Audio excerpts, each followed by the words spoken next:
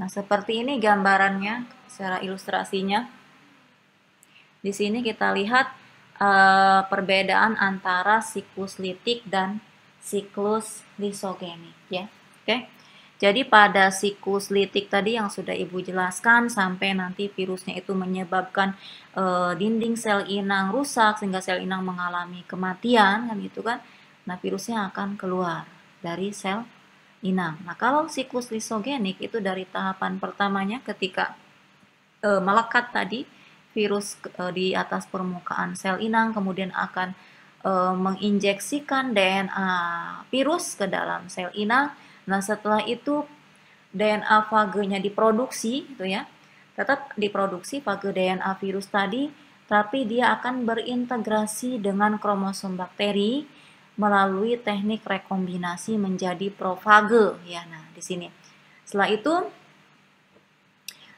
diproduksilah apa namanya bakteri lisogenik atau tadi namanya seperti phage conversion. Artinya kenapa disebut dengan lisogenik bakterium? Karena ketika bakteri itu mengalami pembelahan secara biner, si virus juga akan ikut mengalami pembelahan. Apanya material genetiknya? Jadi ikut ke sel yang baru si sel bakteri tadi. Nah, itu namanya lisogenik bakterium reproduksi. Jadi diproduksi secara normal akhirnya menghasilkan bakteri yang mengandung lisogenik, yang mengandung virus tadi, yang mengandung phage DNA virus ya. Seterusnya seperti itu. Jadi sampai berapa sel jumlah bakteri membelah virus ikut juga ikut dalam proses pembelahan bakteri tadi secara biner. Misalnya sampai dari 1 menjadi 2, 2 menjadi 4, 4 menjadi 8, 8 menjadi 16, 16 menjadi 32, itu si phage-phage DNA virus itu ikut juga terikuti membelah karena dia tadi menempel atau berintegrasi dengan kromosom bakteri. Nah, itu ya. Nah, kemudian tadi profage tadi ya, profage itu adalah gabungan dari phage DNA dengan kromosom bakteri melalui teknik rekombinasi. Itu namanya profage ya. Profage tadi itu bisa saja lepas nanti dari kromosom bakteri tadi, tapi dengan teknik rekombinasi kejadian ini misalnya dengan selain teknik rekombinasi ya, dan dia akan lagi menginisiasi siklus litik, bisa seperti itu. Jadi terus seterusnya seperti itu siklusnya. Jadi bedanya kalau siklus litik itu langsung ya, dia nanti setelah fage-fage DNA virus tadi diproduksi banyak, dia akan lepas, akan rilis kan, dan menyebabkan sel inangnya rusak, mati. Tapi kalau pada lisogenik dia tidak. Nah, dia bisa saja masuk ke siklus litik setelah tahapan lisogenik terjadi, tapi dia bisa juga masuk ke tahap lisogenik lagi sampai memperbanyak diri, mungkin sampai tahapan di sini tidak ada penjelasan berapa kali lipatnya, cuman dia akan tahapnya seperti itu ya. Dia bisa masuk ke litik atau masuk ke lisogenik yang untuk fase siklus lisogenik. Makanya tadi disebutkan bahwa pada fase lisogenik itu phage DNA-nya temperat ya, sedang tidak virulen, tidak terlalu mematikan kan kayak gitu.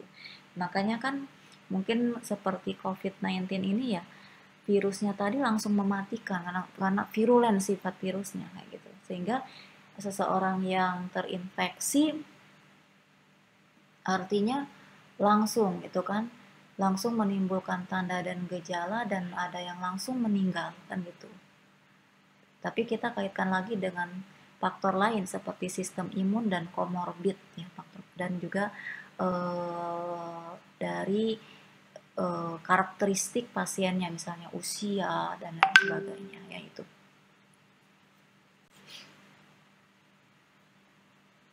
Baik, selanjutnya di sini adalah contoh dari bagaimana DNA virus bisa memperbanyak diri di sel inangnya, yaitu adalah sel hewan atau DNA virus animal ya. Nah, itu Tahapannya hampir sama sebenarnya dengan bakteriofaga atau virus yang menyerang bakteri, cuman ada beberapa tahap juga ya, ada perbedaannya.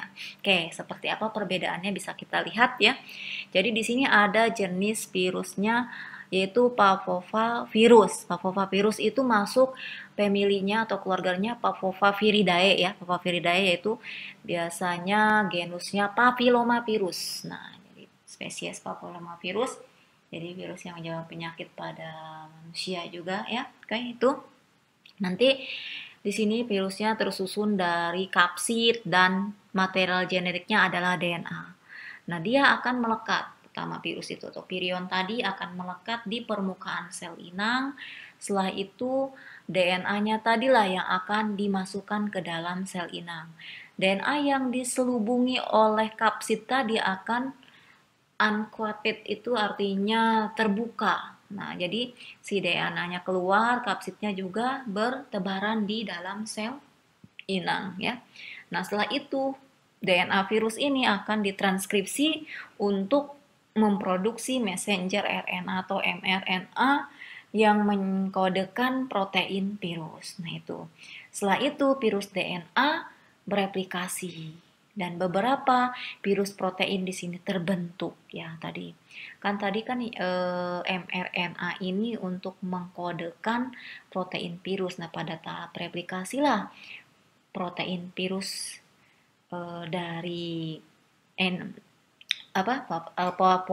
virus tadi terbentuk. Nah, setelah itu tahap akhir itu pada tahapan namanya translasi. Jadi ada tahapan transkripsi itu bedanya ya, kemudian ada replikasi dan translasi. Nah, pada tahap translasi ini tersusunlah kapsid protein. Jadi setelah lengkap messenger RNA tadi yang mengkodekan protein virus sudah ada, kemudian juga protein virus yang sudah terbentuk, kemudian kapsidnya juga sudah diproduksi atau disintesis ya, baru virus itu akan packaging. Nah, akan membentuk material genetik tadi disusun dengan diselubungi oleh kapsid ya, akhirnya menjadilah virus yang dewasa dan matang. Nah, seperti apa pelepasan virus ini pada hewan? Jadi kalau pada bakteri kan tadi virus pagenya itu akan menginduksi sel untuk memproduksi lisozim sehingga sel tadi bisa